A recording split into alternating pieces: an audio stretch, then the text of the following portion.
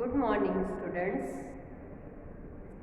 आज हम लोग शब्द विचार का पुनरावृत्ति करेंगे।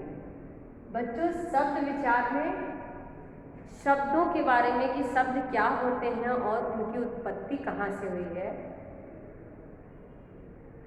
उसके बारे में हम लोग पढ़ेंगे। यानी शब्दों का वर्गीकरण कि शब्द को कितने तरह से वर्गीकृत किया है, यानी बांटा गया है। तो देखिए, पहला है कि शब्द किसे कहते हैं। तो वर्णों के सार्थक समूह को हम क्या बोलते हैं? शब्द कहते हैं। वर्णों का सार्थक समूह जो है वो शब्द कहलाता है। शब्दों के वर्गीकरण में शब्द को हम देखिए बांटे हैं स्रोत के आधार पर, रचना या बनावट के आधार पर, प्रयोग के आधार पर, विकार के आधार पर और अर्थ के आधार पर। यहाँ पर हम लोग शब्दों को 5 भागों में बांटे। शब्दों का वर्गीकरण 5 भागों से किए हैं। शब्द के आधार, स्रोत के आधार पर, रचना या बनावट के आधार पर, प्रयोग के आधार पर, विकार के आधार पर और अर्थ के आधार पर। स्रोत के आधार पर कौन से? स्रोत मतलब उत्पत्ति। शब्द की उत्पत्ति कहाँ से हुई? तो कहाँ लोग बोलते हैं ना कि शब्द सबसे पहले क्या है? संस्कृत भाषा से। हिंदी भाषा का भी उत्पन्न कहाँ से? उसका स्रोत क्या है? संस्कृत।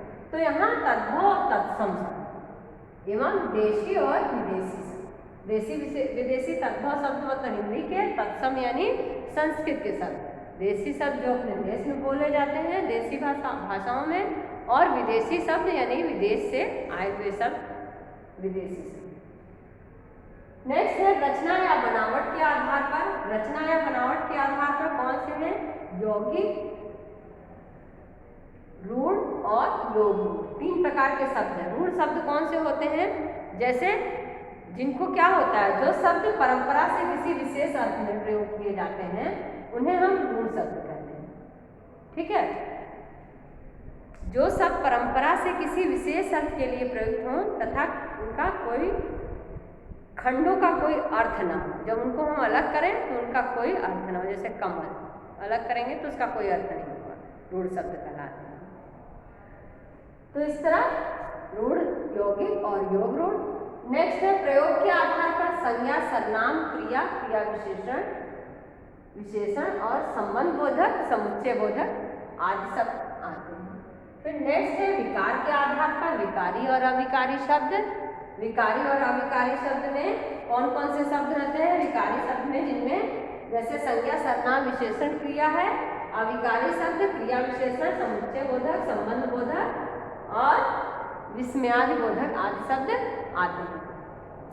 फिर है अर्थ के आधार पर सार्थक और निरर्थक शब्द। अर्थ के आधार पर शब्द के भेद सार्थक और निरर्थक शब्द। बच्चों, हम लोग यहाँ पर शब्दों का वर्गीकरण देखें। अब हम लोग एक एक शब्दों के वर्गीकरण को आज पढ़ेंगे। तो पहला हम लोग पढ़ेंगे स्रोत के आधार पर शब्द भेद। स्रोत के आधार पर पहला है, देखिए कौन कौन से? तद्भव, तत्सम, देशज और विदेशी शब्द। तद्भव तत्सम शब्द क्या होता है? तद्भव शब्द जो हिंदी के शब्द होते हैं। जैसे देखिए तद्भव और तत्सम, तद्भव और तत्सम। अगर एग्जाम में अक्सर आता है कि दिए गए शब्दों के तत्सम लिखिए, दिए गए शब्दों के तद्भव शब्द लिखिए। तो तद्भव और तत्सम हम जानेंगे तभी हम लिखेंगे। तो तद्भव क्या होता है? संस्कृत के। जैसे तद्भव है तत्सम और तद्भव। पहले संस्कृत के शब्द लिखेंगे, तत्सम और तद्भव। देखिए पहले ये लिखेंगे तत्सम। जैसे लोहा, लौह, लौह मतलब लोहा। लौह संस्कृत का शब्द है और लोहा जो है ये हिंदी का शब्द है। उसी तरह हस्ती, हाथी को बोलते हैं हस्ती, संस्कृत का शब्द है और हाथी तद्भव यानी हिंदी के शब्द है। फिर घोटक संस्कृत का शब्द है और घोड़ा हिंदी का शब्द है। ठीक है? तद्भव शब्द यानी तत्सम यानी संस्कृत के साथ तद्भव। निद्रा और नींद, ठीक है। इसी तरह इधर देखेंगे तद्भव, यहाँ पर भी तत्सम और तद्भव कौन कौन से शब्द हैं, जैसे उज्ज्वल, उज्ज्वल, उज्ज्वल, उज्ज्वल मतलब उजला, उजला को हम उज्ज्वल बोलेंगे, ठीक है। पक्ष, पंख को बोलते हैं। फिर इसके बाद सप्त, सात को बोलते हैं, सप्तम, सात को संस्कृत में सप्त बोलते हैं, ठीक। फिर इसके बाद कर्म करना, काम करना, काम हिंदी है, ठीक है। धैर्य संस्कृत शब्द है और धीरज इसका हिंदी है। तो बच्चों देखिए तत्सम शब्द, तत्सम शब्द जो है क्या, कौन से शब्द कहलाते हैं? तत्सम शब्द संस्कृत के वे शब्द जो बिना किसी परिवर्तन के हिंदी भाषा में प्रयुक्त होते हैं, उन्हें हम तत्सम शब्द कहते हैं। संस्कृत के वे शब्द जो बिना किसी परिवर्तन के हिंदी में प्रयुक्त होते हैं, उन्हें हम तत्सम शब्द कहते हैं। तो ये तत्सम शब्द है, इधर ये तत्सम है और ये तद्भव, तत्सम और तद्भव। और तद्भव शब्द जो है, तद्भव शब्द संस्कृत के वे शब्द जो परिवर्तन होकर क्या करते हैं, अपने सरल रूप में हमारे सामने हिंदी में प्रयोग में लाए जाते हैं, उन्हें हम तद्भव शब्द कहते हैं। संस्कृत के वे शब्द जो परिवर्तित रूप में हमारे सामने प्रयोग में लाए जाते हैं, उन्हें हम क्या बोलते हैं? तद्भव शब्द बोलते हैं, ठीक। तो यहाँ पर हम लोग तद्भव और तत्सम को देखें। बच्चों समझ में आ गया तद्भव किसे कहते हैं? संस्कृत के शब्द तद्भव होते हैं और जो संस्कृत के शब्द ही हिंदी में प्रयोग किए जाते हैं सरल रूप में, उसे हम तत्सम शब्द कहते हैं। अब इसी पार्ट में हमको देशज और विदेशी शब्द, स्रोत के आधार पर दो और क्या होते हैं? देशज और विदेशी। देशज शब्द किसे कहते हैं और विदेशी शब्द किसे कहते हैं? देशज शब्द क्या होता है बच्चों? देशज मतलब अर्थात देश, हमारे देश से, जो देश में जन्म लेने वाले हिंदी भाषा में जो शब्द कुछ ऐसे होते हैं जो देशज शब्द कहलाते हैं, जैसे चिड़िया देशज शब्द,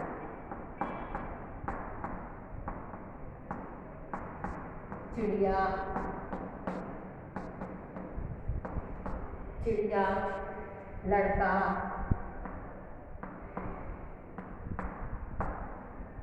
खिड़की,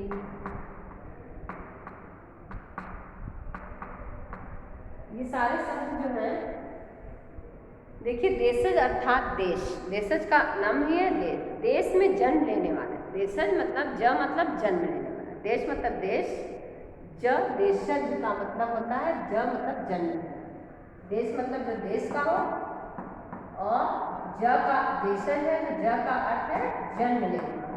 तो जो देश में जन्म लेने वाला है, जो देश में जन्म लेने वाला, हिंदी भाषा में कुछ ऐसे शब्द आते हैं जो हिंदी प्रदेशों में आम बोलचाल की भाषा में प्रयोग में लाए जाते हैं। हम लोग हिंदी भाषी देश में रहते हैं, हम लोग अपने बोलचाल में जो प्रयोग में लाते हैं उसे हम देशज शब्द कहते हैं। जैसे चिड़िया, लड़का, खिड़की, या बहुत सारे डिबिया, थपथपाना, चहचहाना, ये सारे शब्द जो है देशज शब्द है। फिर विदेशी शब्द, इसी भाग में विदेशी शब्द भी है। विदेशी शब्द किसे कहते हैं? जो कहाँ से आते हैं? विदेशियों के संपर्क में आने पर देशज शब्द, विदेशी शब्द। विदेशी शब्द क्या होते हैं? जो हमारी विदेशियों से संपर्क, पहले क्या था, हमारा देश आज़ाद नहीं था तो हमारा क्या विदेशियों से संपर्क था, अंग्रेजों से संपर्क था। तो उनसे संपर्क होने पर हम उनसे बोलचाल की भाषा करते थे और उनसे बहुत सारे शब्द को ग्रहण किए, ठीक है। इन विदेशी संपर्क का प्रभाव हमारे बोलचाल की भाषा पर पड़ा और ये शब्द हमारी भाषा में आए, जो विदेशी भाषा से आए। जैसे कौन कौन से विदेशी शब्द? पेंसिल, ठीक है, पेंसिल। फिर इसके बाद बॉल,